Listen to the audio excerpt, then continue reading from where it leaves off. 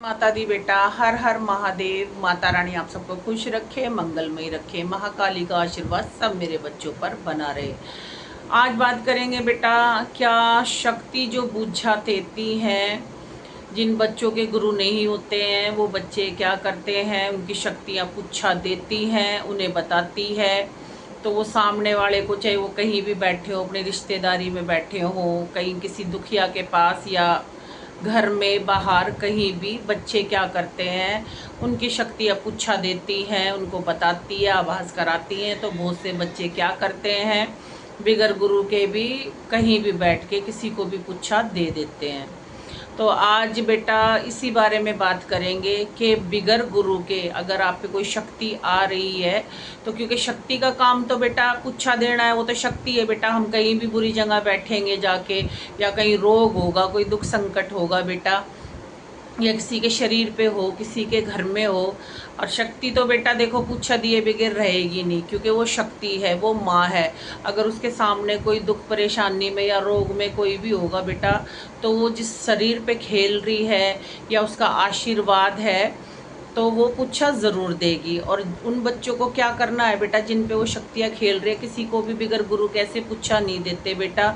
क्यों नहीं देते हैं बेटा? क्योंकि अगर हम किसी को भी शक्ति हमें आभास करा रही है, हम कहीं भी बैठे हैं और हमारा कोई गुरु नहीं है, और हमने उनको पुच्छा दे दी बिगर गुरु के, शक्ति हमें आभास करा रही है, तो बेटा जो भी उनके घर में दुख तकलीफ होगी ना बेटा, चाहे वो छोटी हो या वो बड़ी हो, वो उल्ट आपको पुच्छा देते ही वो आपके शरीर पे आ जाएगा दुख संकट। और आपके गुरु नहीं है तो आपको कोई ज्ञान नहीं है कि वो मेरे ऊपर आ गया है, या मुझे इस रोग को, इस बीमारी को, या इस दुख तकलीफ़ को जो मैंने वहाँ पुच्छा दी है शक्ति के आभास में, वो कैसे दूर करना है, उसकी काट कैसे करनी है। तो इसलिए बेटा बच्चों, जिन बच्चों के गुरु नहीं हैं और शक्तियाँ उनको आभास कराती हैं, कहीं भी कोई भी दुख संकट होता है, क्योंकि बेटा वो शक्ति है, वो जगत जननी माते हैं। किसी भी देवता की शक्ति हो सकती है, कुल के देवी देवताओं की, या फिर किसी भी अपने इष्ट की। तो ऐसे आप बिगर गुरु के कहीं भी पुच्छा ना दे, क्योंकि वो सामने जो आप पुच्छा देते हो, आपकी शक्तियाँ बताती है, और आपसे वहाँ से पुच्छा देते ही जो भी रोग दुख संकट होता है वो अपने साथ लेके अपने घर चल देते हो, जिससे कि आपके शरीर पे फिर दुख संकट आता है, वो रोग आपके पास इकट्ठा हो जाता है। तो इसलिए बेटा उन रोगों को जो पुच्छा देती हैं शक्तियाँ बेटा, उनको काटने का गुरु बताते हैं रास्ते के, भाई आपको ऐसे करना चाहिए था पुच्छा देने के बाद, या आपको माँ को क्या उद्धार के तौर पे कोई भोग प्रसाद, या जैसे भी बताते हैं गुरु की बातें मान के।